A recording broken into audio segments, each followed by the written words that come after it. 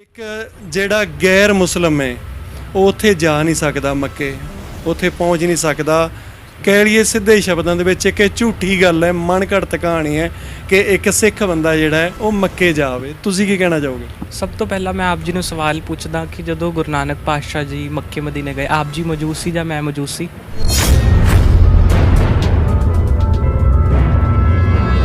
ਨੀਲ ਬਸਤਰ ਧਾਰੇ ਬਨਵਾਰੀ ਵਾਲੀ ਜਿਹੜੀ ਵਾਰ ਹੈ ਨਾ, ਫਿਰ ਬਾਬਾ ਮੱਕੇ ਗਿਆ ਨੀਲ ਬਸਤਰ ਧਾਰੇ ਬਨਵਾਰੀ, ਆਸਾ ਹੱਥ ਕਿਤਾਬ ਕੱਚ ਕੁੱਜਾ ਬਾਂਗ ਮੁਸੱਲਾਧਾਰੀ। ਉਹਨਾਂ ਨੇ ਸਪਸ਼ਟ ਕਰ ਦਿੱਤਾ ਕਿ ਗੁਰੂ ਨਾਨਕ ਪਾਤਸ਼ਾਹ ਜੀ ਨੀਲੇ ਵਸਤਰ ਧਾਰਨ ਕਰਕੇ, ਹੱਥ 'ਚ ਆਸਾ ਕੱਚ 'ਚ ਕਿਤਾਬ ਫੜ ਕੇ, ਮੁਸੱਲਾ ਧਾਰ ਕੇ ਮੱਕੇ ਗਏ।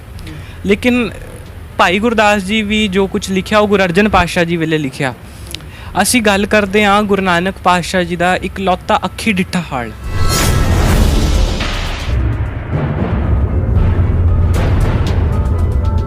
ਤੁਹਾਡੀ ਉਮਰ ਕਿੰਨੀ ਹੈ ਇਸ ਵਕਤ? ਮੇਰੀ ਉਮਰ 15 ਸਾਲ, 2007 ਚ ਹੋਇਆ ਸੀ ਜਨਮ, 15 ਸਾਲ ਹੈ ਜੀ।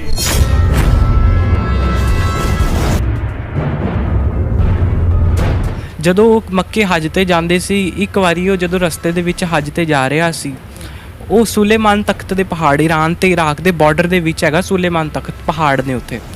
ਉਹਦੇ ਨਜ਼ਦੀਕ ਜਦੋਂ ਜਾ ਰਿਹਾ ਸੀ, ਉਹ ਲਿਖਦਾ ਮੈਂ ਇੱਕ ਪੀਰ ਨੂੰ ਮਿਲਿਆ। ਉਹ ਹਿੰਦ ਤੋਂ ਆਇਆ ਹੋਇਆ ਪੀਰ ਸੀ, ਕਿਉਂਕਿ ਹਿੰਦੁਸਤਾਨ ਕਰਕੇ ਪ੍ਰਚਲਿਤ ਸੀ।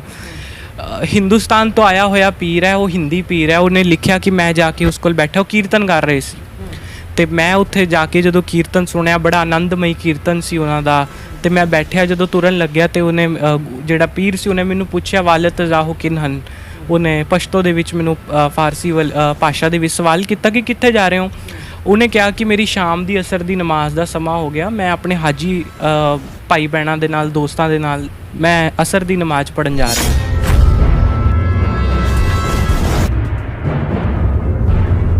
ਇੱਕ ਹੋ ਗਿਆ ਤੁਸੀਂ ਮੇਰੇ ਸਾਹਮਣੇ ਬੈਠੇ ਹੋ ਅਤੇ ਤੁਸੀਂ ਉਸ ਚੀਜ਼ ਨੂੰ ਨੋਟ ਕਰ ਰਹੇ ਹੋ ਗਿਆ ਫਸਟ ਸਰੋਤ। ਸਭ ਤੋਂ ਪਹਿਲੀ ਗੱਲ ਜਿਹੜਾ ਸਾਡੇ ਕੋਲ ਸੋਰਸ ਹੈ ਉਹ ਹੈ ਤਾਜੁਦੀਨ ਨਕਸ਼ਬੰਦੀ ਦੀ ਲਿਖਤ। ਸਿਹਾਇਤੋ ਬਾਬਾ ਨਾਨਕ ਉਹਦਾ ਨਾਮ ਸੀ। ਸਿਹਾਇਤੋ ਦਾ ਮਤਲਬ ਟਰੈਵਲਸ ਹੁੰਦਾ, ਇਹ ਫਾਰਸੀ ਦਾ ਸ਼ਬਦ ਹੈ। ਉੱਥੇ ਬਾਬਾ ਨਾਨਕ ਸ਼ਾਹ ਫਕੀਰ ਕਹਿੰਦੇ ਸੀ ਲੋਕ ਗੁਰੂ ਨਾਨਕ ਪਾਤਸ਼ਾਹ ਜੀ ਨੂੰ। ਉਹ ਜਿਹੜੀ ਲਿਖਤ ਹੈ ਉਹਦੇ ਵਿੱਚ ਉਹਨਾਂ ਨੇ ਸਾਰਾ ਲਿਖਿਆ ਕਿ ਗੁਰੂ ਨਾਨਕ ਪਾਤਸ਼ਾਹ ਜੀ ਕਿੱਥੋਂ ਹੁੰਦੇ ਹੋਏ ਬੈਤਲ ਮੁਕੱਦਸ ਵੀ ਗਏ ਗੁਰੂ ਨਾਨਕ ਪਾਤਸ਼ਾਹ ਜੀ। ਅਸੀਂ ਤਾਂ ਕਾਬੇ ਦੀ ਗੱਲ ਕਰ ਰਹੇ ਹਾਂ, ਉਹਦੇ ਵਿੱਚ ਤਾਂ ਬੈਤਲ ਮੁਕੱਦਸ ਤੱਕ ਦਾ ਜ਼ਿਕਰ ਹੈ, ਕਿਉਂਕਿ ਬੈਤਲ ਮੁਕੱਦਸ ਯਰੂਸ਼ਲਮ ਦੇ ਵਿੱਚ ਹੋਇਆ। ਯਹੂਦੀਆਂ ਅਤੇ ਕ੍ਰਿਸਚਨਾਂ ਦਾ ਸਾਂਝਾ ਸਥਾਨ ਹੈ ਉਹ। ਉੱਥੋਂ ਦੀ ਗੁਰੂ ਨਾਨਕ ਪਾਤਸ਼ਾਹ ਜੀ ਹੁੰਦੇ ਹੋਏ ਸਲੀਮਾ ਦੀ ਸਾਖੀਆਂ ਦੇ ਵਿੱਚ ਬੜੀਆਂ, ਮਤਲਬ ਤੁਸੀਂ ਉਸ ਜੇਕਰ ਕਿਤਾਬ ਨੂੰ ਪੜ੍ਹੋਗੇ ਨਾ, ਉਹਦੇ ਵਿੱਚ ਬਹੁਤ ਹੀ ਡਿਟੇਲ ਦੇ ਵਿੱਚ ਉਹ ਇੱਕ ਇਕਲੌਤੀ ਕਿਤਾਬ ਹੈ ਜਿਹਦੇ ਵਿੱਚ ਡੇਟਾਂ ਸਮੇਤ ਪਲ ਲਿਖੇ ਹੋਏ ਨੇ, ਕਿਹੜੇ ਪਲ ਨੂੰ ਕਿਹੜਾ ਬੰਦਾ ਗੁਰੂ ਨਾਨਕ ਪਾਤਸ਼ਾਹ ਨੂੰ ਮਿਲਿਆ, ਉਹਦੀ ਡੇਟ ਕੀ ਸੀ।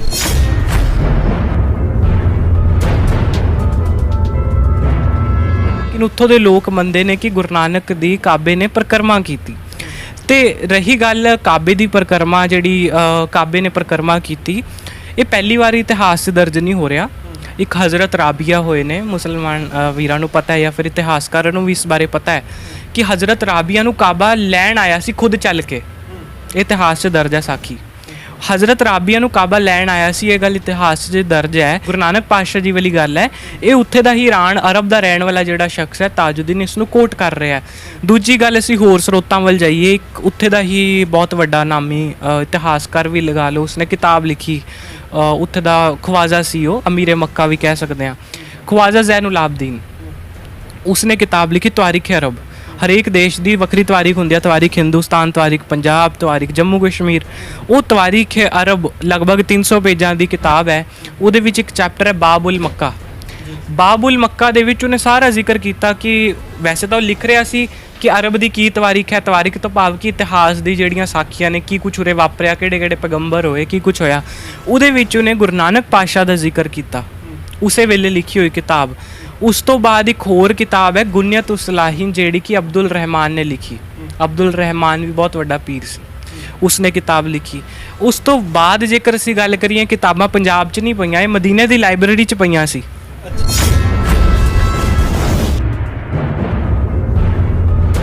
ਹੁਣ ਜੇ ਬਰਛਾ ਕੋਲ ਹੈ ਤਾਂ ਹੀ ਬਰਛਾ ਮਾਰਨਗੇ ਨਾ ਜੀ। ਤੇ ਬਰਛਾ ਮਾਰ ਕੇ ਗੁਰੂ ਨਾਨਕ ਦੇਵ ਮਹਾਰਾਜ ਦਾ ਕੜਾ ਪਿਆ ਉੜੀਸਾ ਦੇ ਵਿੱਚ ਭਦਰਕ ਤੋਂ 35 ਕਿਲੋਮੀਟਰ ਪਿੱਛੇ ਬਾਲਾਸੋਰ ਨੂੰ ਰੋਡ ਜਾਂਦਾ। ਬਾਲਾਸੋਰ ਨੂੰ ਜਦੋਂ ਆਪਾਂ ਜਾਂਦੇ ਹਾਂ, ਭਦਰਕ ਤੋਂ 35 ਕਿਲੋਮੀਟਰ ਰੋਡ ਦੇ ਉੱਤੇ, ਹਾਈਵੇ ਦੇ ਉੱਤੇ ਨਾਲ ਹੀ ਇੱਕ ਪਿੰਡ ਪੈਂਦਾ ਹੈ। ਉਸ ਪਿੰਡ ਦੇ ਵਿੱਚ ਅੱਜ ਵੀ ਮੰਦਿਰ ਬਣਿਆ ਹੋਇਆ ਗੁਰੂ ਨਾਨਕ ਮੰਦਿਰ। ਗੁਰੂ ਨਾਨਕ ਮੰਦਿਰ ਦੇ ਵਿੱਚ ਕਿਸੇ ਮੂਰਤੀ ਦੀ ਪੂਜਾ ਨਹੀਂ ਹੁੰਦੀ, ਉਹ ਜਗ੍ਹਾ ਤੇ ਕੜੇ ਦੀ ਅਤੇ ਗੁਰਬਾਣੀ ਦੀ ਪੂਜਾ ਹੁੰਦੀ ਹੈ।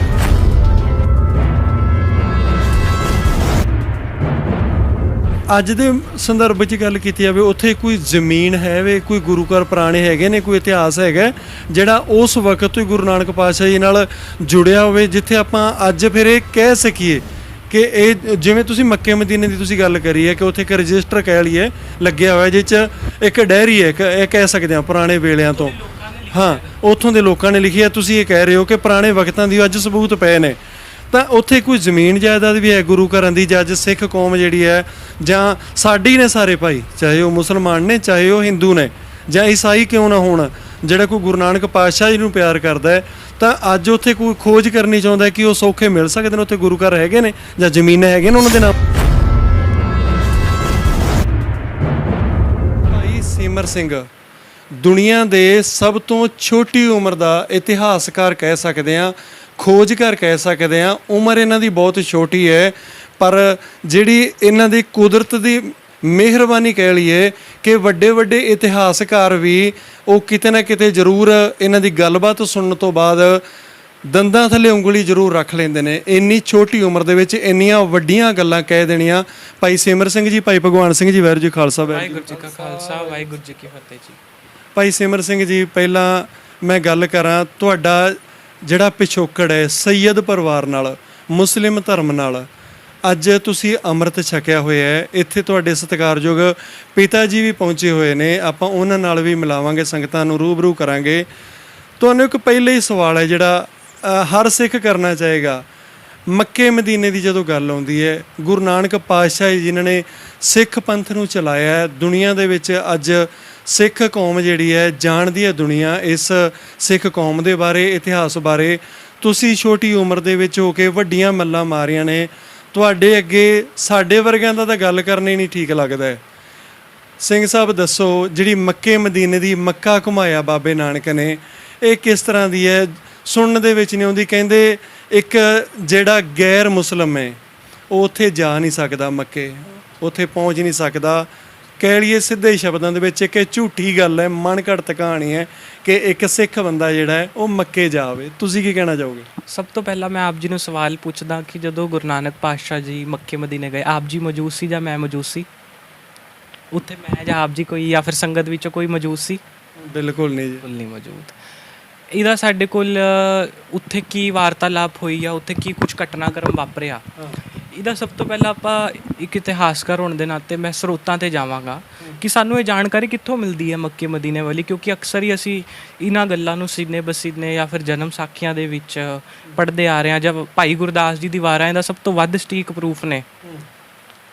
ਨੀਲ ਬਸਤਰ ਧਾਰੇ ਬਨਵਾਰੀ ਵਾਲੀ ਜਿਹੜੀ ਵਾਰ ਹੈ ਨਾ, ਫਿਰ ਬਾਬਾ ਮੱਕੇ ਗਿਆ ਨੀਲ ਬਸਤਰ ਧਾਰੇ ਬਨਵਾਰੀ, ਆਸਾ ਹੱਥ ਕਿਤਾਬ ਕੱਚ ਕੁੱਜਾ ਬਾਂਗ ਮੁਸੱਲਾਧਾਰੀ। ਉਹਨਾਂ ਨੇ ਸਪਸ਼ਟ ਕਰ ਦਿੱਤਾ ਕਿ ਗੁਰੂ ਨਾਨਕ ਪਾਤਸ਼ਾਹ ਜੀ ਨੀਲੇ ਵਸਤਰ ਧਾਰਨ ਕਰਕੇ, ਹੱਥ 'ਚ ਆਸਾ ਕੱਚ 'ਚ ਕਿਤਾਬ ਫੜ ਕੇ, ਮੁਸੱਲਾ ਧਾਰ ਕੇ ਮੱਕੇ ਗਏ। ਲੇਕਿਨ ਭਾਈ ਗੁਰਦਾਸ ਜੀ ਵੀ ਜੋ ਕੁਝ ਲਿਖਿਆ ਉਹ ਗੁਰੂ ਅਰਜਨ ਪਾਤਸ਼ਾਹ ਜੀ ਵੇਲੇ ਲਿਖਿਆ। ਅਸੀਂ ਗੱਲ ਕਰਦੇ ਹਾਂ ਗੁਰੂ ਨਾਨਕ ਪਾਤਸ਼ਾਹ ਜੀ ਦਾ ਇਕਲੌਤਾ ਅੱਖੀ ਡਿੱਠਾ ਹਾਲ, ਕਿਉਂਕਿ ਜਿਹੜੇ ਸ਼ਖਸ ਉੱਥੇ ਮੌਜੂਦ ਸੀ ਉਹ ਇਸ ਬਾਰੇ ਕੀ ਲਿਖਦੇ ਹਾਂ, ਅਸੀਂ ਇਸ ਦੇ ਉੱਪਰ ਵਿਚਾਰ ਕਰਦੇ ਹਾਂ ਨਾ। ਇੱਕ ਸ਼ਖਸ ਹੋਇਆ ਤਾਜੁਦੀਨ ਨਕਸ਼ਬੰਦੀ, ਉਹਦਾ ਵੈਸੇ ਬਹੁਤ ਵੱਡਾ ਨਾਮ ਹੈ, ਉਹ ਇਰਾਨ ਦਾ ਹੋਇਆ ਸ਼ਖਸ। ਸਿਮਰ ਸਿੰਘ ਜੀ, ਤੁਹਾਡੀਆਂ ਅਸੀਂ ਗੱਲਾਂ ਅਸੀਂ ਵਿੱਚ ਸਵਾਲ ਨਹੀਂ ਕਰਨਾ ਹੁਣ ਇਸ ਤੋਂ ਬਾਅਦ 'ਚ, ਜੀ ਕਰਦਾ ਤੁਹਾਨੂੰ ਸੁਣੀ ਜੀਏ। ਬਸ ਇੱਕ ਛੋਟਾ ਜਿਹਾ ਸਵਾਲ ਹੈ, ਤੁਹਾਡੀ ਉਮਰ ਕਿੰਨੀ ਹੈ? ਤੁਹਾਡੀ ਉਮਰ ਕਿੰਨੀ ਹੈ ਇਸ ਵਕਤ? ਮੇਰੀ ਉਮਰ 15 ਸਾਲ, 2007 'ਚ ਹੋਇਆ ਸੀ ਜਨਮ, 15 ਸਾਲ ਹੈ ਜੀ ਜੀ। ਤੇ ਹੁਣ ਤੁਸੀਂ ਉਹ ਦੱਸੋ ਅੱਗੇ ਦਾ ਜਿਹੜਾ ਬਿਰਤਾਂਤ ਹੈ ਮੱਕੇ ਦਾ। ਜੀ, ਉਹ ਜਿਹੜਾ ਤਾਜੁਦੀਨ ਨਕਸ਼ਬੰਦੀ ਸ਼ਖਸ ਹੋਇਆ, ਉਹ ਈਰਾਨ ਦਾ ਇੱਕ ਉਸ ਇਲਾਕੇ ਦਾ ਰਹਿਣ ਵਾਲਾ ਸੀ। ਉਹਦਾ ਨਕਸ਼ਬੰਦੀ ਸਿਲਸਿਲੇ ਦੇ ਨਾਲ ਸੰਬੰਧਿਤ ਸੀ, ਇੱਕ ਸਿਲਸਿਲਾ ਹੈ ਨਕਸ਼ਬੰਦੀ ਮੁਸਲਮਾਨਾਂ ਦੇ ਵਿੱਚ, ਉਸ ਸਿਲਸਿਲੇ ਦੇ ਨਾਲ ਸੰਬੰਧਿਤ ਸੀ। ਉਹ ਹੱਜ ਤੇ ਜਾਇਆ ਕਰਦੇ ਸੀ ਮੱਕੇ। ਜਦੋਂ ਉਹ ਮੱਕੇ ਹੱਜ ਤੇ ਜਾਂਦੇ ਸੀ, ਇੱਕ ਵਾਰੀ ਉਹ ਜਦੋਂ ਰਸਤੇ ਦੇ ਵਿੱਚ ਹੱਜ ਤੇ ਜਾ ਰਿਹਾ ਸੀ, ਉਹ ਸੁਲੇਮਾਨ ਤਖਤ ਦੇ ਪਹਾੜ, ਈਰਾਨ ਤੇ ਇਰਾਕ ਦੇ ਬਾਰਡਰ ਦੇ ਵਿੱਚ ਹੈਗਾ ਸੁਲੇਮਾਨ ਤਖਤ, ਪਹਾੜ ਨੇ ਉੱਥੇ। ਉਹਦੇ ਨਜ਼ਦੀਕ ਜਦੋਂ ਜਾ ਰਿਹਾ ਸੀ, ਉਹ ਲਿਖਦਾ ਮੈਂ ਇੱਕ ਪੀਰ ਨੂੰ ਮਿਲਿਆ। ਉਹ ਹਿੰਦ ਤੋਂ ਆਇਆ ਹੋਇਆ ਪੀਰ ਸੀ, ਕਿਉਂਕਿ ਹਿੰਦੁਸਤਾਨ ਕਰਕੇ ਪ੍ਰਚਲਿਤ ਸੀ। ਹਿੰਦੁਸਤਾਨ ਤੋਂ ਆਇਆ ਹੋਇਆ ਪੀਰ ਹੈ, ਉਹ ਹਿੰਦੀ ਪੀਰ ਹੈ। ਉਹਨੇ ਲਿਖਿਆ ਕਿ ਮੈਂ ਜਾ ਕੇ ਉਸ ਕੋਲ ਬੈਠਾ, ਉਹ ਕੀਰਤਨ ਕਰ ਰਹੇ ਸੀ ਤੇ ਮੈਂ ਉੱਥੇ ਜਾ ਕੇ ਜਦੋਂ ਕੀਰਤਨ ਸੁਣਿਆ, ਬੜਾ ਆਨੰਦਮਈ ਕੀਰਤਨ ਸੀ ਉਹਨਾਂ ਦਾ। ਤੇ ਮੈਂ ਬੈਠਿਆ, ਜਦੋਂ ਤੁਰਨ ਲੱਗਿਆ ਤੇ ਉਹਨੇ ਜਿਹੜਾ ਪੀਰ ਸੀ ਉਹਨੇ ਮੈਨੂੰ ਪੁੱਛਿਆ ਵਾਲਤ ਜ਼ਾਹੋ ਕਿਨ ਹਨ। ਉਹਨੇ ਪਸ਼ਤੋ ਦੇ ਵਿੱਚ ਮੈਨੂੰ ਫਾਰਸੀ ਭਾਸ਼ਾ ਦੇ ਵਿੱਚ ਸਵਾਲ ਕੀਤਾ ਕਿ ਕਿੱਥੇ ਜਾ ਰਹੇ ਹੋ। ਉਹਨੇ ਕਿਹਾ ਕਿ ਮੇਰੀ ਸ਼ਾਮ ਦੀ ਅਸਰ ਦੀ ਨਮਾਜ਼ ਦਾ ਸਮਾਂ ਹੋ ਗਿਆ, ਮੈਂ ਆਪਣੇ ਹਾਜੀ ਭਾਈ ਭੈਣਾਂ ਦੇ ਨਾਲ, ਦੋਸਤਾਂ ਦੇ ਨਾਲ ਮੈਂ ਅਸਰ ਦੀ ਨਮਾਜ਼ ਪੜ੍ਹਨ ਜਾ ਰਿਹਾ। ਇਸ ਤੋਂ ਬਾਅਦ ਜਿਹੜੀ ਅੱਗੇ ਵਾਰਤਾਲਾਪ ਹੋਈ, ਉਹ ਸ਼ਖਸ ਗੁਰੂ ਨਾਨਕ ਪਾਤਸ਼ਾਹ ਜੀ ਦੇ ਨਾਲ ਮੱਕੇ ਤੱਕ ਗਿਆ, ਈਰਾਨ ਇਰਾਕ ਤੋਂ ਲੈ ਕੇ ਮੱਕੇ ਤੱਕ। ਉਹਦੀ ਬਹੁਤ ਵੱਡੀ ਕਿਤਾਬ ਹੈ ਜਿਹੜੀ ਉਸਨੇ ਲਿਖੀ ਉਸੇ ਵੇਲੇ। ਹੁਣ ਆਪਾਂ ਕਹਿ ਸਕਦੇ ਹਾਂ ਸਪੋਜ਼ ਕਿ ਹੁਣ ਜਿਵੇਂ ਤੁਸੀਂ ਮੇਰੇ ਨਾਲ ਬੈਠੇ ਹੋ, ਇੱਕ ਤਾਂ ਗੱਲ ਹੋ ਗਈ ਤੁਸੀਂ ਮੇਰੇ ਤੋਂ ਕੋਈ ਗੱਲ ਸੁਣ ਕੇ ਜਾਂ ਫਿਰ ਆਪਣੀ ਸੰਗਤ ਗੱਲ ਸੁਣ ਕੇ ਉਸ ਨੂੰ ਲਿਖ ਰਹੀ ਹੈ, ਉਸ ਤੋਂ ਅੱਗੇ ਲਿਖੀ ਗਈ, ਫਿਰ ਉਹ ਪ੍ਰਿੰਟ ਹੋਈ, ਉਹ ਤੀਜਾ ਜਾਂ ਚੌਥਾ ਸੋਰਸ ਹੋ ਗਿਆ। ਇੱਕ ਹੋ ਗਿਆ ਤੁਸੀਂ ਮੇਰੇ ਸਾਹਮਣੇ ਬੈਠੇ ਹੋ ਤੇ ਤੁਸੀਂ ਉਸ ਚੀਜ਼ ਨੂੰ ਨੋਟ ਕਰ ਰਹੇ ਹੋ ਗਿਆ ਫਸਟ ਸਰੋਤ। ਸਭ ਤੋਂ ਪਹਿਲੀ ਗੱਲ ਜਿਹੜਾ ਸਾਡੇ ਕੋਲ ਸੋਰਸ ਹੈ ਉਹ ਹੈ ਤਾਜੁਦੀਨ ਨਕਸ਼ਬੰਦੀ ਦੀ ਲਿਖਤ। ਸਿਹਾਇਤੋ ਬਾਬਾ ਨਾਨਕ ਉਹਦਾ ਨਾਮ ਸੀ। ਸਿਹਾਇਤੋ ਦਾ ਮਤਲਬ ਟਰੈਵਲਸ ਹੁੰਦਾ, ਇਹ ਫਾਰਸੀ ਦਾ ਸ਼ਬਦ ਹੈ।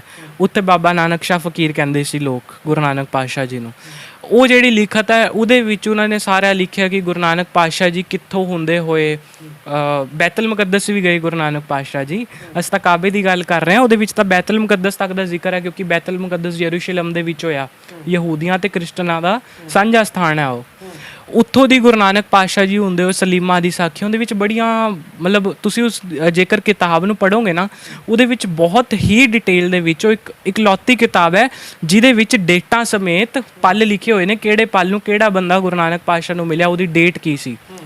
ਉਹਦੇ ਵਿੱਚ ਇਸ ਸਾਖੀ ਬਾਰੇ ਲਿਖਿਆ ਹੋਇਆ ਹੈ ਕਿ ਗੁਰੂ ਨਾਨਕ ਪਾਤਸ਼ਾਹ ਜੀ ਜਦੋਂ ਮੱਕੇ ਗਏ ਉੱਥੇ ਕੀ ਕੁਝ ਵਰਤਾਨ ਤੇ ਸਾਰੇ ਜਾਣਦੇ ਨੇ। ਤੇ ਉਸਨੇ ਲਿਖਿਆ ਕਿ ਕਾਬਾ ਗੁਰੂ ਨਾਨਕ ਪਾਤਸ਼ਾਹ ਨੇ ਘੁਮਾਇਆ। ਠੀਕ ਹੈ, ਹੁਣ ਇੱਥੇ ਗੱਲ ਆ ਜਾਂਦੀ ਹੈ, ਅਸੀਂ ਕਹਿੰਦੇ ਹਾਂ ਕਾਬਾ ਘੁਮਾਇਆ, ਲੇਕਿਨ ਜੋ ਉਹਦੀ ਸ਼ਬਦਾਵਲੀ ਹੈ ਉਹਨਾਂ ਦੇ ਵਿੱਚ ਸ਼ਰਧਾ ਭਾਵਨਾ, ਮਤਲਬ ਮਾਨਸਿਕਤਾ ਦਾ ਸਵਾਲ ਲਗਾਓ। ਉਹਨਾਂ ਨੇ ਇਹ ਨਹੀਂ ਲਿਖਿਆ ਕਾਬਾ ਘੁਮਾਇਆ, ਉਹਨਾਂ ਨੇ ਲਿਖਿਆ ਕਾਬੇ ਨੇ ਗੁਰੂ ਨਾਨਕ ਦੀ ਪਰਿਕਰਮਾ ਕੀਤੀ। ਤੁਸੀਂ ਉਹਨਾਂ ਦੀ ਬਿਰਤੀ ਦਾ ਸਵਾਲ ਵੇਖ ਲਓ, ਕਿਸ ਤਰ੍ਹਾਂ ਕਹਿੰਦੇ ਗੁਰੂ ਨਾਨਕ ਨੇ ਕਾਬਾ ਘੁਮਾਇਆ, ਲੇਕਿਨ ਉੱਥੋਂ ਦੇ ਲੋਕ ਮੰਨਦੇ ਨੇ ਕਿ ਗੁਰੂ ਨਾਨਕ ਦੀ ਕਾਬੇ ਨੇ ਪਰਿਕਰਮਾ ਕੀਤੀ। ਤੇ ਰਹੀ ਗੱਲ ਕਾਬੇ ਦੀ ਪਰਿਕਰਮਾ, ਜਿਹੜੀ ਕਾਬੇ ਨੇ ਪਰਿਕਰਮਾ ਕੀਤੀ, ਇਹ ਪਹਿਲੀ ਵਾਰ ਇਤਿਹਾਸ 'ਚ ਦਰਜ ਨਹੀਂ ਹੋ ਰਿਹਾ। ਇੱਕ ਹਜ਼ਰਤ ਰਾਬੀਆ ਹੋਏ ਨੇ, ਮੁਸਲਮਾਨ ਵੀਰਾਂ ਨੂੰ ਪਤਾ ਹੈ ਜਾਂ ਫਿਰ ਇਤਿਹਾਸਕਾਰਾਂ ਨੂੰ ਵੀ ਇਸ ਬਾਰੇ ਪਤਾ ਹੈ ਕਿ ਹਜ਼ਰਤ ਰਾਬੀਆ ਨੂੰ ਕਾਬਾ ਲੈਣ ਆਇਆ ਸੀ ਖੁਦ ਚੱਲ ਕੇ। ਇਤਿਹਾਸ 'ਚ ਦਰਜ ਹੈ ਸਾਖੀ, ਹਜ਼ਰਤ ਰਾਬੀਆ ਨੂੰ ਕਾਬਾ ਲੈਣ ਆਇਆ ਸੀ, ਇਹ ਗੱਲ ਇਤਿਹਾਸ 'ਚ ਦਰਜ ਹੈ। ਨਾਨਕ ਪਾਤਸ਼ਾਹ ਜੀ ਵਾਲੀ ਗੱਲ ਹੈ, ਇਹ ਉੱਥੇ ਦਾ ਹੀ ਈਰਾਨ ਅਰਬ ਦਾ ਰਹਿਣ ਵਾਲਾ ਜਿਹੜਾ ਸ਼ਖਸ ਹੈ ਤਾਜੁਦੀਨ, ਇਸ ਨੂੰ ਕੋਟ ਕਰ ਰਿਹਾ। ਦੂਜੀ ਗੱਲ, ਅਸੀਂ ਹੋਰ ਸਰੋਤਾਂ ਵੱਲ ਜਾਈਏ, ਇੱਕ ਉੱਥੇ ਦਾ ਹੀ ਬਹੁਤ ਵੱਡਾ ਨਾਮੀ ਇਤਿਹਾਸਕਾਰ ਵੀ ਲਗਾ ਲਓ, ਉਸਨੇ ਕਿਤਾਬ ਲਿਖੀ, ਉੱਥੇ ਦਾ ਖਵਾਜਾ ਸੀ, ਉਹ ਅਮੀਰ ਮੱਕਾ ਵੀ ਕਹਿ ਸਕਦੇ ਹਾਂ, ਖਵਾਜਾ ਜ਼ੈਨੁਲ ਆਬਦੀਨ। ਉਸਨੇ ਕਿਤਾਬ ਲਿਖੀ ਤਵਾਰੀਖ ਅਰਬ। ਹਰੇਕ ਦੇਸ਼ ਦੀ ਵੱਖਰੀ ਤਵਾਰੀਖ ਹੁੰਦੀ ਹੈ, ਤਵਾਰੀਖ ਹਿੰਦੁਸਤਾਨ, ਤਵਾਰੀਖ ਪੰਜਾਬ, ਤਵਾਰੀਖ ਜੰਮੂ ਕਸ਼ਮੀਰ। ਉਹ ਤਵਾਰੀਖ ਅਰਬ ਲਗਭਗ 300 ਪੇਜਾਂ ਦੀ ਕਿਤਾਬ ਹੈ। ਉਹਦੇ ਵਿੱਚ ਇੱਕ ਚੈਪਟਰ ਹੈ ਬਾਬੁਲ ਮੱਕਾ। ਬਾਬੁਲ ਮੱਕਾ ਦੇ ਵਿੱਚ ਉਹਨੇ ਸਾਰਾ ਜ਼ਿਕਰ ਕੀਤਾ ਕਿ ਵੈਸੇ ਤਾਂ ਉਹ ਲਿਖ ਰਿਹਾ ਸੀ ਕਿ ਅਰਬ ਦੀ ਕੀ ਤਵਾਰੀਖ ਹੈ, ਤਵਾਰੀਖ ਤੋਂ ਭਾਵ ਕਿ ਇਤਿਹਾਸ ਦੀ ਜਿਹੜੀਆਂ ਸਾਖੀਆਂ ਨੇ, ਕੀ ਕੁਛ ਉਰੇ ਵਾਪਰਿਆ, ਕਿਹੜੇ ਕਿਹੜੇ ਪੈਗੰਬਰ ਹੋਏ, ਕੀ ਕੁਛ ਹੋਇਆ। ਉਹਦੇ ਵਿੱਚ ਉਹਨੇ ਗੁਰੂ ਨਾਨਕ ਪਾਤਸ਼ਾਹ ਦਾ ਜ਼ਿਕਰ ਕੀਤਾ, ਉਸੇ ਵੇਲੇ ਲਿਖੀ ਹੋਈ ਕਿਤਾਬ। ਉਸ ਤੋਂ ਬਾਅਦ ਇੱਕ ਹੋਰ ਕਿਤਾਬ ਹੈ ਗੁਨਯਤ ਉਸਲਾਹੀਨ, ਜਿਹੜੀ ਕਿ ਅਬਦੁਲ ਰਹਿਮਾਨ ਨੇ ਲਿਖੀ। ਅਬਦੁਲ ਰਹਿਮਾਨ ਵੀ ਬਹੁਤ ਵੱਡਾ ਪੀਰ ਸੀ, ਉਸਨੇ ਕਿਤਾਬ ਲਿਖੀ। ਉਸ ਤੋਂ ਬਾਅਦ ਜੇਕਰ ਅਸੀਂ ਗੱਲ ਕਰੀਏ, ਕਿਤਾਬਾਂ ਪੰਜਾਬ 'ਚ ਨਹੀਂ ਪਈਆਂ, ਇਹ ਮਦੀਨੇ ਦੀ ਲਾਇਬ੍ਰੇਰੀ 'ਚ ਪਈਆਂ ਸੀ।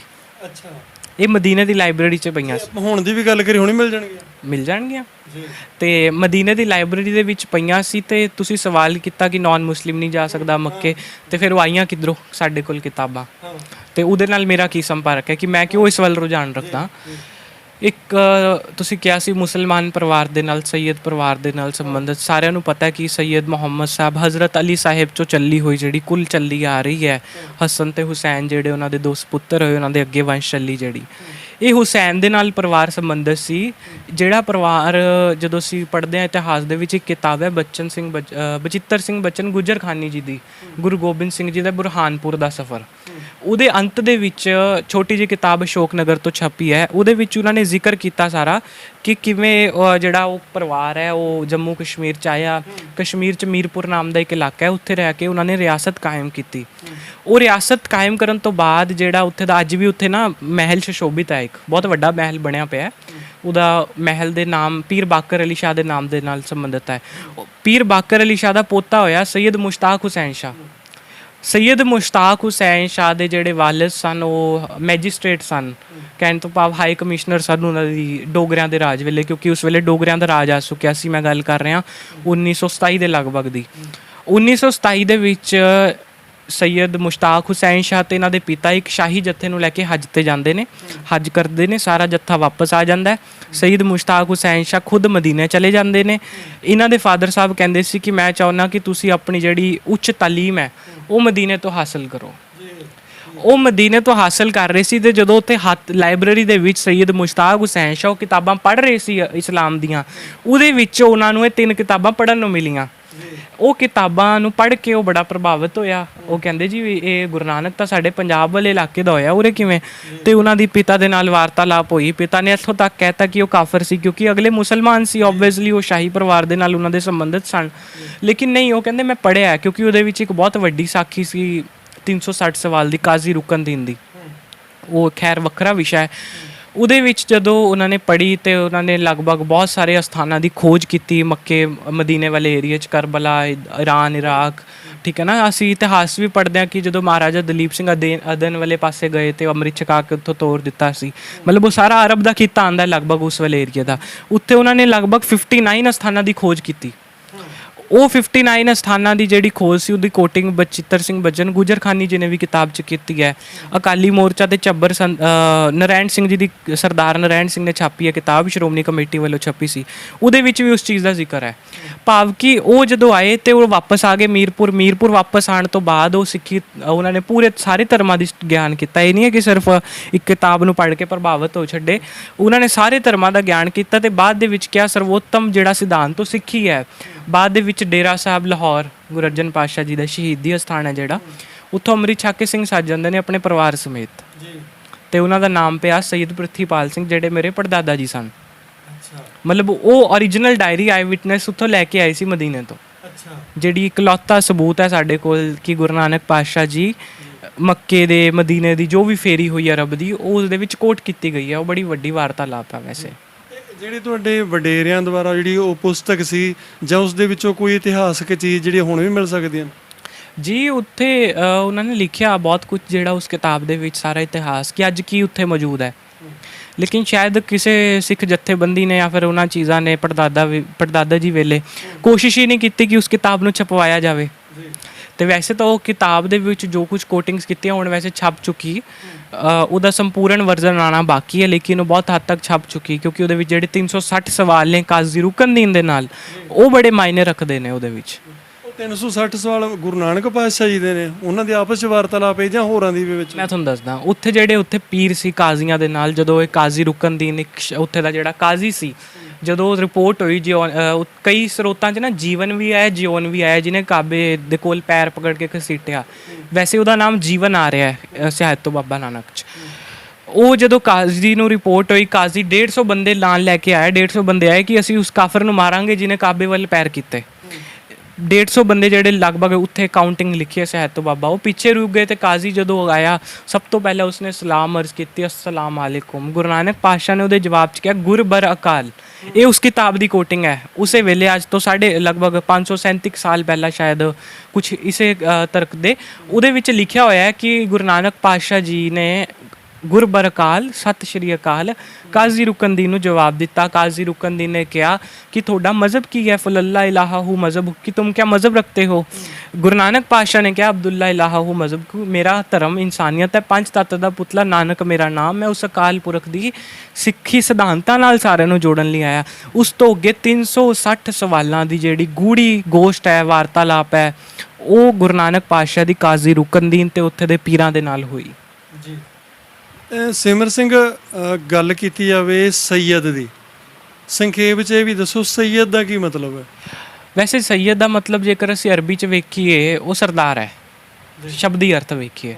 ਤੇ ਮੈਨੂੰ ਲੱਗਦਾ ਹੈ ਕਿ ਜੇਕਰ ਅਸੀਂ ਅਰਬ 'ਚ ਜੇਕਰ ਅਸੀਂ ਸਿੰਘ ਪਿੱਛੇ ਸ਼ੇਰ ਲਾ ਰਹੇ ਹਾਂ ਤੇ ਵੈਸੇ ਸਰਦਾਰ ਸਿਮਰ ਸਿੰਘ ਜਾਂ ਸਰਦਾਰ ਇਹ ਹੈ ਨਾ ਲੱਗਦਾ ਹੈ। ਤੇ ਜੇਕਰ ਅਸੀਂ ਉਹਨੂੰ ਟਰਾਂਸਲੇਟ ਕਰਾਂਗੇ ਤੇ ਅਰਬੀ ਫਾਰਸੀ 'ਚ ਸੈਯਦ ਸਰਦਾਰ ਨੂੰ ਕਿਹਾ ਜਾਂਦਾ ਹੈ, ਫਾਰਸੀ ਦਾ ਸ਼ਬਦ ਹੈ। ਸੈਯਦ ਨੂੰ ਸਰਦਾਰ ਕਿਹਾ ਜਾਂਦਾ ਹੈ ਤੇ ਉਹ ਮੁਹੰਮਦ ਸਾਹਿਬ ਦੇ ਪਰਿਵਾਰ ਦੇ ਨਾਲ ਤਾਂ ਲੱਗਦਾ ਕਿਉਂਕਿ ਉਹ ਉਸ ਕਬੀਲੇ ਦੇ ਸਰਦਾਰ ਸੀ। ਗੱਲ ਕੀਤੀ ਜਾਵੇ ਕਿਸੇ ਦੀ ਰੱਖਿਆ ਕਰਨ ਦੀ ਕੋਈ ਮੁਸੀਬਤ ਵਿੱਚ ਹੈ ਜਾਂ ਫਿਰ ਸ਼ਸਤਰਾਂ ਦੀ ਗੱਲ ਕੀਤੀ ਜਾਵੇ, ਜਿਵੇਂ ਹੀ ਗੁਰੂ ਨਾਨਕ ਸਾਹਿਬ ਜੀ ਦਾ ਜ਼ਿਕਰ ਆਉਂਦਾ ਹੈ ਤਾਂ ਆਮ ਤੌਰ 'ਤੇ ਲੋਕ ਇਹ ਉਦਾਹਰਨਾਂ ਦੇ ਦਿੰਦੇ ਨੇ ਵੀ ਉਹਨਾਂ ਨੇ ਸਿਰਫ ਨਾਮ ਜਪਣ ਵੰਡ ਛਕਣ ਲਈ ਕਿਹਾ ਕਿਰਤ ਕਰਨ ਲਈ ਕਿਹਾ, ਉਹਨਾਂ ਨੇ ਕਦੀ ਵੀ ਸ਼ਸਤਰਾਂ ਦੀ ਗੱਲ ਨਹੀਂ ਕੀਤੀ। ਤੁਸੀਂ ਕੀ ਕਹਿਣਾ ਚਾਹੋਗੇ? ਪਿੱਛੇ ਖੋਜ ਹੋਈ ਸੀ ਭੱਦਰਕ ਵਿਖੇ ਗੁਰੂ ਨਾਨਕ ਪਾਤਸ਼ਾਹ ਜੀ ਨੂੰ ਸਥਾਨਕ ਰਾਜੇ ਵੱਲੋਂ ਭੇਟ ਕੀਤੀ ਗਈ ਕਿਰਪਾਨ ਦੀ। ਫਿਰ ਤੁਸੀਂ ਕਿਵੇਂ ਕਹਿ ਸਕਦੇ ਹੋ ਸ਼ਸਤਰਹੀਨ ਸੀ, ਜਦੋਂ ਭਾਈ ਗੁਰਦਾਸ ਜੀ ਲਿਖ ਰਹੇ ਨੇ ਆਸਾ ਹੱਥ ਕਿਤਾਬ ਗੱਚ। ਆਸੇ ਨੂੰ ਤੁਸੀਂ ਅੱਜ ਬਰਛੇ ਵੜਦੇ ਆਪਾਂ ਕਿ ਉਹ ਸ਼ਸਤਰ ਨਹੀਂ ਹੈ। ਫਿਰ ਜੇ ਗੁਰੂ ਨਾਨਕ ਪਾਤਸ਼ਾਹ ਜੀ ਭਾਈ ਗੁਰਦਾਸ ਜੀ ਵਿਵਹਾਰਾਂ 'ਚ ਜ਼ਿਕਰ ਕਰ ਰਹੇ ਨੇ, ਉਹਨਾਂ ਦੇ ਸ਼ਸਤਰ ਮੌਜੂਦ ਨੇ ਸਾਡੇ ਕੋਲ। ਉਹ ਭੱਦਰਕ ਵਿਖੇ ਕਹਿੰਦੇ ਨੇ ਜੀ ਚੱਕਰ ਸੀ, ਕਿਰਪਾਨ ਸੀ। ਵੈਸੇ ਖੋਜ ਦਾ ਵਿਸ਼ਾ ਹੈ, ਲੇਕਿਨ ਉਹ ਅਸਾਮ ਦੇ ਵਿੱਚ ਗੁਰਦੁਆਰਾ ਸਾਹਿਬ ਬਰਛਾ ਸਾਹਿਬ, ਜਿੱਥੇ ਗੁਰੂ ਨਾਨਕ ਦੇਵ ਮਹਾਰਾਜ ਨੇ ਬਰਛਾ ਮਾਰ ਕੇ, ਜਾਦੂਗਰਨੀ ਨੇ ਜਦੋਂ ਕਿਹਾ ਸੀ ਵੀ ਸਾਡੇ ਇੱਥੇ ਪਾਣੀ ਦੀ ਘਾਟ ਹੈ, ਤੇ ਬਰਛਾ ਮਾਰ ਕੇ ਪਾਣੀ ਪ੍ਰਗਟ ਕੀਤਾ ਸੀ। ਤੇ ਗੁਰਦੁਆਰਾ ਗੁਰੂ ਨਾਨਕ ਦੇਵ ਜੀ ਦੇ ਨਾਮ, ਹੁਣ ਜੇ ਬਰਛਾ ਕੋਲ ਹੈ ਤਾਂ ਹੀ ਬਰਛਾ ਮਾਰਨਗੇ ਨਾ ਜੀ। ਤੇ ਬਰਛਾ ਮਾਰ ਕੇ ਪਾਣੀ, ਗੁਰੂ ਨਾਨਕ ਦੇਵ ਮਹਾਰਾਜ ਦਾ ਕੜਾ ਪਿਆ ਉੜੀਸਾ ਦੇ ਵਿੱਚ ਭੱਦਰਕ ਤੋਂ 35 ਕਿਲੋਮੀਟਰ ਪਿੱਛੇ ਬਾਲਾਸੋਰ ਨੂੰ ਰੋਡ ਜਾਂਦਾ। ਬਾਲਾਸੋਰ ਨੂੰ ਜਦੋਂ ਆਪਾਂ ਜਾਂਦੇ ਹਾਂ, ਭੱਦਰਕ ਤੋਂ 35 ਕਿਲੋਮੀਟਰ ਰੋਡ ਦੇ ਉੱਤੇ, ਹਾਈਵੇ ਦੇ ਉੱਤੇ ਨਾਲ ਹੀ ਇੱਕ ਪਿੰਡ ਪੈਂਦਾ ਹੈ। ਉਸ ਪਿੰਡ ਦੇ ਵਿੱਚ ਅੱਜ ਵੀ ਮੰਦਿਰ ਬਣਿਆ ਹੋਇਆ, ਗੁਰੂ ਨਾਨਕ ਮੰਦਿਰ। ਗੁਰੂ ਨਾਨਕ ਮੰਦਿਰ ਦੇ ਵਿੱਚ ਕਿਸੇ ਮੂਰਤੀ ਦੀ ਪੂਜਾ ਨਹੀਂ ਹੁੰਦੀ, ਉਸ ਜਗ੍ਹਾ ਤੇ ਕੜੇ ਦੀ ਅਤੇ ਗੁਰਬਾਣੀ ਦੀ ਪੂਜਾ ਹੁੰਦੀ ਹੈ। ਉਹ ਕੜੇ ਨੂੰ ਪੂਜਦੇ ਪਏ ਨੇ। ਗੁਰੂ ਨਾਨਕ ਦੇਵ ਜੀ ਦੇ ਸ਼ਸਤਰ ਕੜਾ ਜਿਹੜਾ ਹੈਗਾ ਉਹ ਉੱਥੇ ਹੈ। ਉਦੋਂ ਨਾਲ ਹੀ ਅੱਗੇ ਭੱਦਰਕ ਦੇ ਵਿੱਚ ਗੁਰੂ ਨਾਨਕ ਦੇਵ ਮਹਾਰਾਜ ਦੀ ਸ੍ਰੀ ਸਾਹਿਬ ਜਿਹੜੀ ਹੈ ਉਹ ਅੱਜ ਪਟਨਾ ਸਾਹਿਬ ਪਈ ਹੈ। ਯਾਨੀ ਕਿ ਜੇ ਉਸ ਬੰਦੇ ਨੂੰ ਤੁਸੀਂ, ਜੇ ਪੈਨ ਹੈਗਾ, ਜੇ ਕੋਈ ਲਿਖਾਰੀ ਹੈ ਉਹਨੂੰ ਤੁਸੀਂ ਪੈਨ ਦਿਓਗੇ, ਜਿਹੜਾ ਬੰਦਾ ਸ਼ਸਤਰਾਂ ਦੀ ਗੱਲ ਕਰ ਰਿਹਾ, ਸ਼ਸਤਰਧਾਰੀ ਹੈ, ਉਹਨੂੰ ਤੁਸੀਂ ਕਿਰਪਾਨ ਦਿਓਗੇ। ਤੇ ਰਾਜੇ ਨੇ ਕਿਰਪਾਨ ਦਿੱਤੀ, ਹੱਥ ਵਿੱਚ ਗੁਰੂ ਨਾਨਕ ਦੇਵ ਜੀ ਆਸਾ ਰੱਖਦੇ ਨੇ। ਤੇ ਜਿੱਥੇ ਸਿਮਰ ਸਿੰਘ ਦੀ ਗੱਲ ਕਰ ਰਹੇ ਨੇ ਕਿ ਗੁਰੂ ਨਾਨਕ ਦੇਵ ਜੀ ਵੀ ਸ਼ਸਤਰਧਾਰੀ ਸੀ, ਤਾਂ ਇਹ ਬਿਲਕੁਲ ਸਹੀ ਗੱਲ ਹੈ ਕਿ ਗੁਰੂ ਨਾਨਕ ਦੇਵ ਜੀ ਸ਼ਸਤਰਧਾਰੀ ਸੀ। ਸਿਮਰ ਸਿੰਘ ਜੀ ਗੱਲ ਕੀਤੀ ਹੈ, ਜਿਵੇਂ ਅੱਜ ਕੜੇ ਤੋਂ ਵੀ ਤੁਹਾਡੇ ਭਾਈ ਭਗਵਾਨ ਸਿੰਘ ਜੀ ਨੇ ਦੱਸਿਆ, ਇਹਦੇ ਨਾਲ ਕੜੇ ਨਾਲ ਜਿਹੜੇ ਕੜੇ ਬਾਰੇ ਜਾਣਨਾ ਚਾਹੁੰਦੇ ਨੇ, ਤਾਂ ਇਹਦੇ ਨਾਲ ਹੋਰ ਵੀ ਅੱਗੇ ਅਧਿਐਨ ਜਿਹੜਾ ਡੂੰਘਾਈ ਤੱਕ ਕਰਨਾ ਪਵੇਗਾ। ਜਿਸ ਤਰ੍ਹਾਂ ਹੁਣ ਇਹਨਾਂ ਨੇ ਕਿਹਾ ਵੀ ਇੰਨੇ ਸਮੇਂ ਤੋਂ ਤੇ ਇਤਿਹਾਸ ਨੂੰ ਸੰਭਾਲੀ ਬੈਠੇ ਨੇ, ਉਹਨਾਂ ਨੂੰ ਨਿਸ਼ਾਨੀਆਂ ਨੂੰ ਸਾਂਭੀ ਬੈਠੇ ਨੇ। ਆਸੇ ਦੀ ਗੱਲ ਕਰੀਏ, ਤੁਸੀਂ ਬਰਛੇ ਦੀ ਗੱਲ ਕਰ ਰਹੇ ਆਪਾਂ। ਜੇ ਹੁਣ ਮੈਂ ਬੋਲਾਂਗਾ ਤਾਂ ਮੈਂ ਬਰਛਾ ਜਾਂ ਕਿਰਪਾਨ ਹੀ ਵਰਤਾਂਗਾ ਨਾ, ਕਿਉਂਕਿ ਮੈਨੂੰ ਪਤਾ ਨਹੀਂ, ਆਸੇ ਦਾ ਮਤਲਬ ਹੀ ਨਹੀਂ ਮੈਨੂੰ ਪਤਾ। ਤਾਂ ਅੱਗੇ ਮੇਰਾ ਸਵਾਲ ਇਹ ਹੈ ਕਿ ਜਿਹੜੇ ਆਪਾਂ ਫੋਟੋਆਂ ਦੇਖਦੇ ਇੱਕ ਵਿੱਚ ਇਹ ਵੀ ਗੱਲ ਕਰਦੇ ਜਿਵੇਂ ਗੁਰੂ ਨਾਨਕ ਪਾਤਸ਼ਾਹ ਦੀ ਫੋਟੋ ਆਉਂਦੀ ਹੈ ਤਾਂ ਉਹਨਾਂ ਨੂੰ ਹੱਥ 'ਚ ਬਸ ਮਾਲਾ ਫੜੀ ਹੁੰਦੀ ਹੈ, ਜਾਂ ਕੀ ਕਹਿਣਾ, ਕਿਤੇ ਉਹ ਵੀ ਫੋਟੋ ਵੈਸੇ ਅਲੋਪ ਹੁੰਦੀ ਜਾਂਦੀ ਹੈ। ਜਿੱਥੇ ਢੱਗਿਆਂ ਨਾਲ ਉਹ ਖੇਤੀ ਕਰ ਰਹੇ ਨੇ ਉਹ ਵੀ ਅਲੋਪ ਹੁੰਦੀ ਜਾਂਦੀ ਹੈ ਹੁਣ। ਤੇ ਆਮ ਤੌਰ ਤੇ ਸਿਰਫ ਗੁਰੂ ਨਾਨਕ ਜਿਹੜਾ ਇੱਕ ਭਗਤੀ ਵਾਲਾ ਇੱਕ ਮਾਲਾ ਜੀ ਫੜਾਈ ਹੁੰਦੀ ਹੱਥ 'ਚ ਉਹਨਾਂ ਦੇ। ਤੇ ਕਿਤੇ ਵੀ ਆਪਾਂ ਫੋਟੋ ਨਹੀਂ ਇਹੋ ਜਿਹੀ ਦਰਸ਼ਨ ਕਰ ਸਕੇ ਜਿੱਥੇ ਕਿਰਪਾਨ ਜਾਂ ਸ਼ਸਤਰਾਂ ਦੇ ਵਿੱਚ ਉਹਨਾਂ ਨੂੰ ਵਿਖਾਇਆ ਗਿਆ ਹੋਵੇ। ਜ਼ਫਰਨਾਮੇ ਦਾ ਹੁਣ ਵੇਖੋ, ਗੱਲ ਆਪਾਂ ਮੱਕੇ ਮਦੀਨੇ ਤੋਂ ਸ਼ੁਰੂ ਕਰੀਏ ਤਾਂ ਮੈਂ ਹੁਣ ਜ਼ਫਰਨਾਮੇ ਲਾ ਰਿਹਾ। ਪਹਿਲਾਂ ਤੁਸੀਂ ਡਿਸਕਸ਼ਨ ਦੇ ਵਿੱਚ ਗੱਲ ਕੀਤੀ ਹੈ ਜ਼ਫਰਨਾਮਾ ਤੇ ਜ਼ਫਰਨਾਮਾ, ਇਹਦੇ ਹੀ ਨਹੀਂ ਪਤਾ। ਤੇ ਕੁਝ ਜਿਹੜੇ ਸਰੋਤ ਇਹ ਵੀ ਦੱਸ ਰਹੇ ਨੇ ਕਿ ਜਿਹੜਾ ਅਸਲੀ ਜ਼ਫਰਨਾਮਾ ਹੈ ਉਹ ਕਿਸੇ ਹੋਰ ਜਗ੍ਹਾ ਤੇ ਪਿਆ ਹੋਇਆ। ਇਹ ਜਿਹੜੀ ਭਾਵਨਾ ਹੈ ਜਾਂ ਇਸ ਤਰ੍ਹਾਂ ਦਾ ਕਹਿਣਾ, ਇਹਨੂੰ ਕਿਵੇਂ ਲੈਂਦੇ ਤੁਸੀਂ?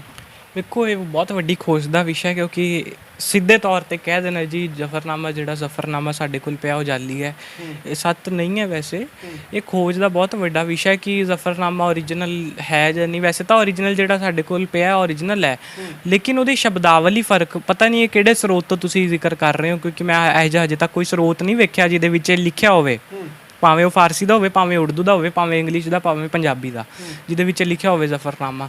ਖੈਰ, ਉਹ ਜਿਹੜੇ ਸ਼ਬਦਾਵਲੀ ਅਸੀਂ ਉਸਨੂੰ ਬੋਲਣ ਦੇ ਤਰੀਕੇ ਹੈ, ਹੁਣ ਮੈਂ ਤੁਹਾਨੂੰ ਜੀਵਨ ਦਾ ਵੀ ਕਿਹਾ ਸੀ, ਨਾਮ ਤਾਂ ਜੀਵਨ ਲਿਖਿਆ ਹੋਇਆ ਹੈ, ਲੇਕਿਨ ਉਹਦੀ ਸ਼ਬਦਾਵਲੀ ਜਿਉਣ ਮਤਲਬ ਉਹ ਜਿਉਣ ਹੋ ਗਿਆ ਜੀਵਨ ਤੋਂ। ਐਵੇਂ ਹੋ ਸਕਦਾ ਹੈ ਕਈ ਥਾਵਾਂ ਦੇ ਵਿੱਚ ਸ਼ਬਦਾਵਲੀ ਦੇ ਫਰਕ ਪੈ ਜਾਂਦੇ ਨੇ। ਸ਼ਬਦਾਵਲੀ ਦੇ ਫਰਕ ਪੈਣ ਦੇ ਨਾਲ ਹੀ ਜਿਹੜੇ ਮਤਲਬ ਨੇ, ਹੁਣ ਪਿੱਛੇ ਗੁਰਬਾਣੀ ਦੇ ਵਿੱਚ ਸਿਹਾਰੀ ਬਿਹਾਰੀ ਲਗਾ ਮਾਤਰਾਵਾਂ ਦੀ ਛੇੜਛਾੜ ਕੀਤੀ ਗਈ। ਹੁਣ ਜੇ ਸਿਹਾਰੀ ਬਿਹਾਰੀ ਲਗਾ ਮਾਤਰਾਵਾਂ ਛੇੜਛਾੜ ਹੋ ਜਾਏਗੀ, ਉਹ ਸ਼ਬਦ ਚੇਂਜ ਹੋ ਜਾਣਗੇ, ਤੇ ਉਹਦੇ ਸਿਧਾਂਤਕ ਮਤਲਬ ਚੇਂਜ ਹੋ ਜਾਣਗੇ। ਜ਼ਫਰਨਾਮੇ ਦੇ ਮੈਨੂੰ ਲੱਗਦਾ ਹੈ ਕਿ ਸ਼ਬਦਾਵਲੀ ਕਿਉਂ ਹੈ ਫਾਰਸੀ 'ਚ, ਅੱਜ ਸਾਡੀ ਕਿੰਨੀ ਲੋਕਾਂ ਨੂੰ ਫਾਰਸੀ ਆਉਂਦੀ ਹੈ ਤੁਸੀਂ ਮੈਨੂੰ ਇਹ ਦੱਸੋ। ਉਹਦੇ ਸ਼ਬਦਾਵਲੀ ਫਰਕ ਹੋ ਸਕਦੇ ਨੇ, ਲੇਕਿਨ ਓਰੀਜਨਲ ਸਰੋਤ ਦੇ ਅੱਜ ਤੱਕ ਮੈਂ ਨਹੀਂ ਪੜ੍ਹਿਆ ਜਾਂ ਕੋਈ ਜ਼ਿਕਰ। ਜੇ ਗੱਲ ਕਰੀਏ ਆਪਾਂ ਅਰਬ ਦੇਸ਼ਾਂ ਦੀ, ਜਿਹੜੀ ਅਰਬ ਦੇ ਉਹਨਾਂ ਦੇਸ਼ਾਂ ਵੱਲ ਜਿਹੜੀ ਯਾਤਰਾ ਕੀਤੀ ਹੈ ਮਹਾਰਾਜ ਜੀ ਨੇ, ਉਦਾਸੀਆਂ ਕਰੀਆਂ ਨੇ, ਉਹਨਾਂ ਦੇ ਵਿੱਚ ਉੱਧਰ ਵੀ ਗਏ ਨੇ। ਅੱਜ ਦੇ ਸੰਦਰਭ 'ਚ ਗੱਲ ਕੀਤੀ ਜਾਵੇ, ਉੱਥੇ ਕੋਈ ਜ਼ਮੀਨ ਹੈ ਵੇ, ਕੋਈ ਗੁਰੂ ਘਰ ਪੁਰਾਣੇ ਹੈਗੇ ਨੇ, ਕੋਈ ਇਤਿਹਾਸ ਹੈਗਾ ਜਿਹੜਾ ਉਸ ਵਕਤ ਤੋਂ ਹੀ ਗੁਰੂ ਨਾਨਕ ਪਾਤਸ਼ਾਹ ਜੀ ਨਾਲ ਜੁੜਿਆ ਹੋਵੇ, ਜਿੱਥੇ ਆਪਾਂ ਅੱਜ ਫਿਰ ਇਹ ਕਹਿ ਸਕੀਏ ਕਿ ਇਹ, ਜਿਵੇਂ ਤੁਸੀਂ ਮੱਕੇ ਮਦੀਨੇ ਦੀ ਤੁਸੀਂ ਗੱਲ ਕਰੀ ਹੈ ਕਿ ਉੱਥੇ ਇੱਕ ਰਜਿਸਟਰ ਕਹਿ ਲਈਏ ਲੱਗਿਆ ਹੋਇਆ, ਜਿਹ 'ਚ ਇੱਕ ਡਾਇਰੀ ਹੈ, ਇਹ ਕਹਿ ਸਕਦੇ ਹਾਂ ਪੁਰਾਣੇ ਵੇਲਿਆਂ ਤੋਂ। ਹਾਂ ਉੱਥੋਂ ਦੇ ਲੋਕਾਂ ਨੇ ਲਿਖੀ ਹੈ। ਤੁਸੀਂ ਇਹ ਕਹਿ ਰਹੇ ਹੋ ਕਿ ਪੁਰਾਣੇ ਵਕਤਾਂ ਦੀ ਅੱਜ ਸਬੂਤ ਪਏ ਨੇ, ਤਾਂ ਉੱਥੇ ਕੋਈ ਜ਼ਮੀਨ ਜਾਇਦਾਦ ਵੀ ਹੈ ਗੁਰੂ ਘਰਾਂ ਦੀ, ਜਾਂ ਅੱਜ ਸਿੱਖ ਕੌਮ ਜਿਹੜੀ ਹੈ ਜਾਂ ਸਾਡੀ ਨੇ ਸਾਰੇ ਭਾਈ, ਚਾਹੇ ਉਹ ਮੁਸਲਮਾਨ ਨੇ ਚਾਹੇ ਉਹ ਹਿੰਦੂ ਨੇ ਜਾਂ ਈਸਾਈ ਕਿਉਂ ਨਾ ਹੋਣ, ਜਿਹੜਾ ਕੋਈ ਗੁਰੂ ਨਾਨਕ ਪਾਤਸ਼ਾਹ ਜੀ ਨੂੰ ਪਿਆਰ ਕਰਦਾ ਹੈ, ਤਾਂ ਅੱਜ ਉੱਥੇ ਕੋਈ ਖੋਜ ਕਰਨੀ ਚਾਹੁੰਦਾ ਹੈ ਕਿ ਉਹ ਸੌਖੇ ਮਿਲ ਸਕਦੇ ਨੇ, ਉੱਥੇ ਗੁਰੂ ਘਰ ਹੈਗੇ ਨੇ ਜਾਂ ਜ਼ਮੀਨਾਂ ਹੈਗੀਆਂ ਨੇ ਉਹਨਾਂ ਦੇ ਨਾਮ ਤੇ। ਤੁਸੀਂ ਦੱਸੋ ਅੱਜ ਤੱਕ ਖੋਜ ਕਿੰਨੇ ਕੁ ਵਿਦਵਾਨਾਂ ਨੇ ਕੀਤੀ ਇਸ ਟੌਪਿਕ ਤੇ? ਅਸੀਂ ਨਹੀਂ ਜੀ, ਮੈਂ ਖੁਦ ਕਦੀ ਨਹੀਂ ਸੁਣਿਆ ਹੈਗਾ ਜੀ। ਪੜਦਾਦਾ ਜੀ ਜਦੋਂ ਗਏ ਸੀ ਉਹਨਾਂ ਨੇ ਬੜੇ ਸਥਾਨਾਂ ਦਾ ਜ਼ਿਕਰ ਕੀਤਾ। ਵੇਖੋ ਅੱਜ ਜੇਕਰ ਅਸੀਂ ਜਾ ਕੇ ਉਹਨੂੰ ਖੋਜ ਕਰਾਂਗੇ ਤੇ ਸਾਨੂੰ ਪਤਾ ਲੱਗੇਗਾ।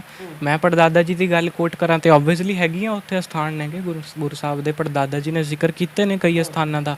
ਉਹਦੇ ਵਿੱਚੋਂ ਤਾਂ ਹਜ਼ਰਾ ਨਾਨਕ ਸ਼ਾਹ ਕਲੰਦਰ, ਨਾਨਕ ਵਾਲੀ ਹਿੰਦ ਮਸਜਿਦ, ਬੈਤਲ ਮੁਕੱਦਸ ਵਾਲੀ, ਉਹ ਜਿਹੜਾ ਉਹਨਾਂ ਦਾ ਇਬਨ ਵਾਹਿਦ ਦਾ ਪਰਿਵਾਰ ਸੀ, ਉਹ ਹੈਗੀਆਂ ਨੇ ਚੀਜ਼ਾਂ। ਲੇਕਿਨ ਜਦ ਤੱਕ ਇਹ ਗੱਲ ਆ ਜਾਂਦੀ ਕਿ ਜਦ ਤੱਕ ਅਸੀਂ ਖੋਜ ਹੀ ਨਹੀਂ ਕਰਦੇ, ਹੱਥ 'ਚ ਜੇ ਬੰਦਾ ਕਲਮ ਫੜੇਗਾ ਤਾਂ ਹੀ ਕੁਝ ਲਿਖੇਗਾ ਨਾ, ਭਾਵੇਂ ਉਹ ਗਲਤ ਲਿਖੇ ਸੱਤ ਤੋਂ ਅਗਲੀ ਗੱਲ ਹੈ। ਲੇਕਿਨ ਜਦ ਤੱਕ ਅਸੀਂ ਖੋਜ ਹੀ ਨਹੀਂ ਕਰਨੀ ਤਦ ਤੱਕ ਅਸੀਂ ਕਿਵੇਂ ਪਤਾ ਕਰ ਲਾਂਗੇ ਕਿ ਉਹ ਉੱਥੇ ਹੈ ਜਾਂ ਨਹੀਂ। ਜੋ ਬਜ਼ੁਰਗਾਂ ਨੇ ਕਿਹਾ ਉਹਦੇ ਮੁਤਾਬਕ ਤਾਂ ਹੈਗੇ ਨੇ ਉੱਥੇ ਅਸਥਾਨ। ਤੇ ਆਈ ਥਿੰਕ ਇਹ ਹੁਣ ਖੋਜ ਦਾ ਕਰੰਟ ਵਿਸ਼ਾ ਹੈ ਕਿ ਉੱਥੋਂ ਦੇ ਵਿਦਵਾਨ, ਵੈਸੇ ਤਾਂ ਉੱਥੇ ਹੈ ਹੀ ਨਹੀਂ ਕੋਈ ਸਿੱਖ ਵਿਦਵਾਨ ਮੈਨੂੰ ਲੱਗਦਾ ਉੱਥੇ ਜਾ ਕੇ ਜਾਂ ਫਿਰ ਉੱਥੇ ਦੇ ਕੁਝ ਸੋਰਸਿਸ ਕ੍ਰੀਏਟ ਕਰਕੇ ਜੇ ਪਤਾ ਕੀਤਾ ਜਾਵੇ, ਹੋਣੀ ਚਾਹੀਦੀ ਹੈ ਖੋਜ ਮੇਰੇ ਮੁਤਾਬਕ। ਅਸੀਂ ਕੋਸ਼ਿਸ਼ ਕਰ ਰਹੇ ਹਾਂ ਕਿ ਉਹ ਕਰੀਏ। ਖੈਰ ਹਜੇ ਤੱਕ ਉਹ ਰਿਸੋਰਸਿਸ ਅਵੇਲੇਬਲ ਨਹੀਂ ਹੋਏ ਸਾਨੂੰ, ਬਟ ਕਈ ਥਾਵਾਂ ਤੇ ਸਾਨੂੰ ਬਗਦਾਦ 'ਚ ਸਥਾਨ ਹੈਗਾ। ਵੇਖੋ ਬਗਦਾਦ 'ਚ ਤਾਂ ਬਕਾਇਦਾ ਪਲੇਟ ਲੱਗੀ ਹੋਈ ਹੈ ਜਿਹਦੇ ਉੱਪਰ ਲਿਖਿਆ ਹੋਇਆ ਹੈ ਕਿ ਗੁਰੂ ਨਾਨਕ ਪਾਤਸ਼ਾਹ ਜੀ ਉਰੇ ਰੱਬੀਉਲ ਅਵਲ 917 ਹਿਜਰੀ ਨੂੰ ਆਏ। ਫਾਰਸੀ 'ਚ ਲਿਖੀ ਹੋਈ ਹੈ। ਉੱਥੇ ਅੱਜ ਵੀ ਉਹ ਪਰਿਵਾਰ ਵੀ ਮੌਜੂਦ ਹੈ, ਜਪਜੀ ਸਾਹਿਬ ਵੀ ਪੜ੍ਹਦੇ ਨੇ, ਉਹ ਹੈ ਉੱਥੇ ਸਾਰਾ ਬਗਦਾਦ ਦੇ ਖਿੱਤੇ ਦੇ ਵਿੱਚ। ਤੇ ਹਜੇ ਸਾਡੇ ਵਿਦਵਾਨ ਬਗਦਾਦ ਤੱਕ ਗਏ ਨੇ, ਜੇ ਅੱਗੇ ਜਾਣਗੇ ਅੱਗੇ ਵੀ ਮਿਲ ਜਾਏਗਾ।